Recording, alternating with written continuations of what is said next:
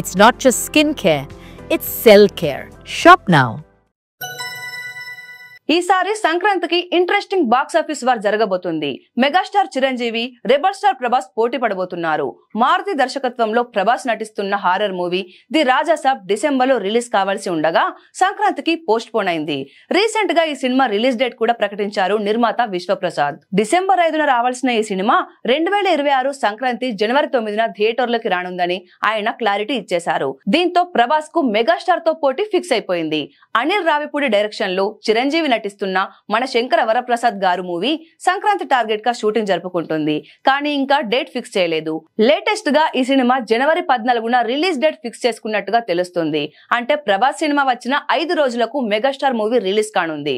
కాబట్టి సినిమాకు hit talk పడితే రాజాసాబ్ కలెక్షన్లకు డోకా ఉండదనే చెప్పాలి.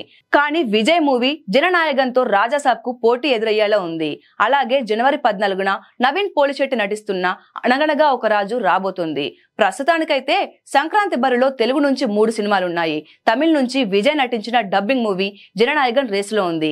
అయితే రవితేజ నటిస్తున్న కొత్త సినిమా కూడా సంక్రాంతికి వచ్చే ఛాన్స్ ఉందనే వార్తలున్నాయి. కానీ ఇప్పుడు మాస్ రాజా తప్పుకున్నట్టుగా టాక్ వినిపిస్తుంది. మరి ఈసారి సంక్రాంతికి బాక్సాఫీస్ వార్ ఎలా ఉంటుందో చూడాలి.